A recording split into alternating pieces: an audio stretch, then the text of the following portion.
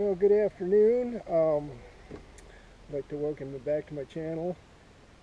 Today, what I'd like to start doing is I'd like to actually start analyzing Andrew's policies. At least from my perspective. This isn't going to be scientific or anything. It's just, I'm going to delve into what his policies are and, my take on it, how I see it affecting myself and the people around me, and just go from there. I realize there's over, shoots, I don't even know how many policies he's got, but it's kind of an overwhelming undertaking just because we've got, I believe it's 90 some odd days before voting starts for Iowa and places like that, and I can't cover all the policies in that amount of time. So what I'm going to do is ask you folks out there, any of you that have a YouTube channel, if you guys can help me out, because just pick a policy and then read it, get it figured out in your head, and then talk about it, and then have a discussion with everybody, people that can give you more information and help you analyze it a little better. But I realize there's an awful lot of people out there that aren't going to go to his webpage and read his policies. So that kind of falls on us to do, and or at least anybody that thinks it's a good idea. And I would highly recommend that anybody that does see our analysis, or whatever you want to call it, write in whether they agree or not, because I don't want this channel to become an echo chamber. I want it to be of debate, and good honest debate, not this shouting down of each other and saying you're stupid, or which I just don't want to go there. I would like to see real genuine debate. And there is one gentleman, I don't know what happened to him. He commented on my last page, and then all of his comments disappeared, and I really liked it. He clearly didn't agree with what we were saying, but it allowed us to represent our ideas in more articulate fashion, and then he would come back at us with us, and it's really good. I think it's great. It's, if you're engaging with people, even if they don't agree with you, at least, if nothing else, it helps you articulate your side of the position, and make for a better analysis. Anyway, so with that said, today where I'd like to go is talking about the VAT tax, because the VAT tax is the backbone of the UBI. And I was talking with my friend Pete, and we were both kind of concerned about where the VAT tax, how far down it was going to reach, and how invasive it was into the entire economy. So I went back and I looked at Andrew's policies, and he said that the VAT tax is going to be half of what the European VAT tax is, so it's 10%. And I don't really know how they're going to go about collecting it, whether it's just directly to corporations, or it's like a sales tax. It's my impression that it will be directly to corporations, and it's not something they can, I mean, of course, in anything, people are going to add that tax to their, it's part of doing business, so they will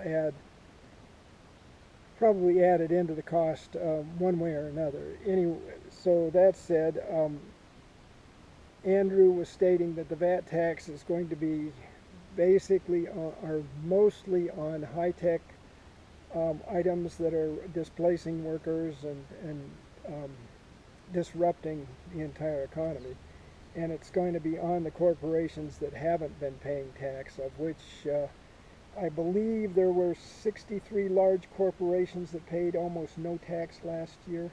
And don't nail me to the wall because I'm not positive. That's just a figure I heard. I can't substantiate it, but I did get a number, and I believe it was 63. And so if you want to nail me to the wall, go ahead. I mean, my statistics aren't as well researched as Andrew Yang's. Um, but that said, those 63 corporations probably control. Wait a minute. They don't. I don't know that they do control a major portion of the economy, but they are 63 large corporations or thereabouts that have not paid taxes. And I kind of resent that because I mean I worked my butt off all my life and paid taxes, and they game the system. That's all. You can't blame them for that. I try not to pay any more taxes than I have to, but um, in reality, I have to pay for the taxes that the corporations don't pay, and I pay for the taxes that the people who don't declare their taxes don't pay. So if you're an honest, hard-working citizen in the U.S., you're pretty much getting screwed from all sides. All the dishonest people that don't do anything get away with, or theoretically they think they get away with it. And those of us that work hard, we're the ones that carry this country. So if you think that you're not entitled to a UBI, think again. You've been paying for these corporate welfare for way too long. They've taken the money. Theoretically, we were going to have infrastructure rebuilt. It hasn't happened. It's gone into somebody's pocket. So all that money, it's just, I don't know. But back to the VAT tax. Anyway, so what he said, or what I'd read, was that he was going to implement the VAT tax, which is value-added tax, which is harder for corporations to gain. They can't write off all their things. They have to pay for every business transaction that they go through. He did imply that it would get down, once you got down into commodities and things like that, that it would be a variable rate depending on items. Like I suspect food would probably not be taxed at all. That's what he said. It would go from 0 on up. But it would be a variable tax. It wouldn't be just across the board 10%. So that is number one, where he's going to get the money for that. And my question is, how does it get paid from the company? Are they required to file? I mean,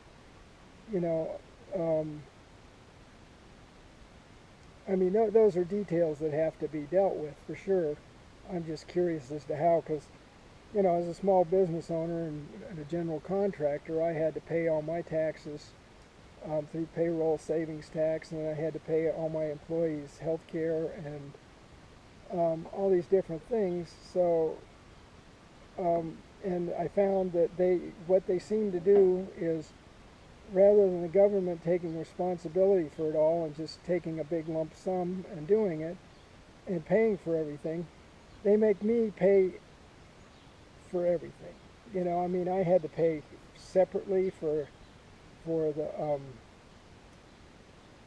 my crew's medical, which, hey, I didn't mind, especially when I can afford it.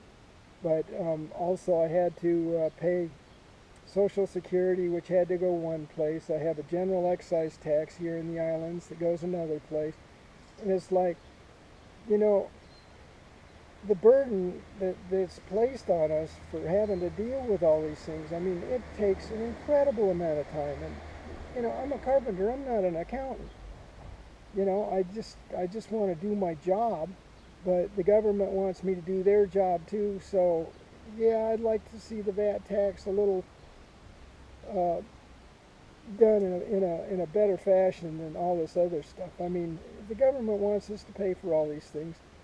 you know, that's understandable, but just collect the whole thing, and then you guys divide it up amongst yourselves, and you know, you can send me back a bill saying where this went and where that went. That would be nice, but I just don't, I don't want to be doing your work. You're the government, you do it. Anyway, other than being annoyed about that kind of thing and a few other things, the value-added tax does seem to raise, well, according to Andrew, it raises probably, what did he say, I think $1.8 billion or something like that. A lot more of the money for the VAT tax would be saved from things like incarceration, addictions, and let's see, what else did he say? Anyway, there was a number of savings in the social services side that should help offset some of the expenditures there.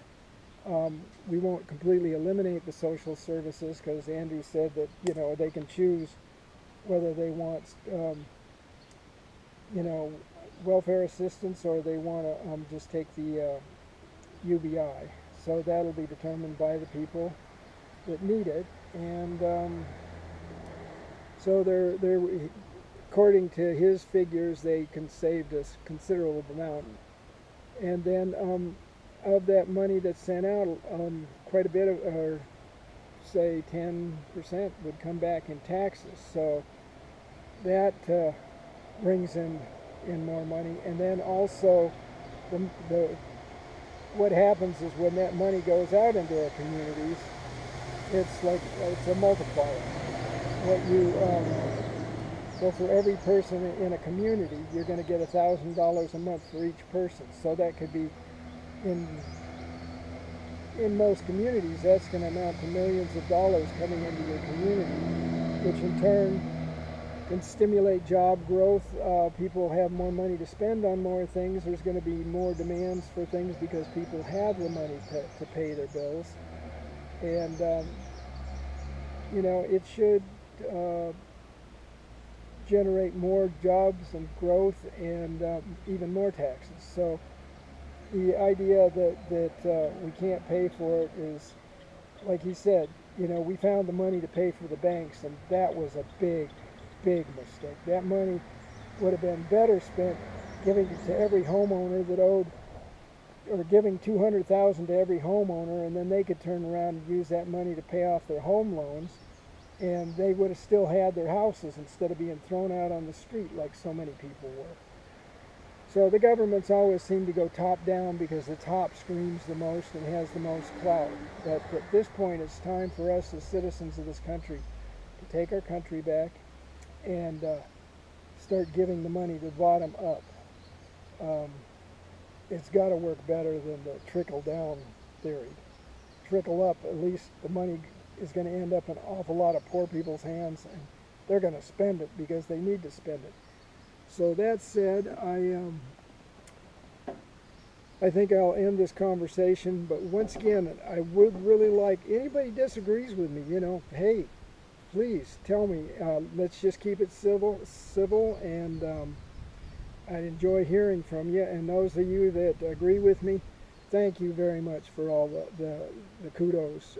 I am absolutely stunned that you even care what I have to say. So I'm going to leave it at that, and aloha to everybody. Love you folks. Take care.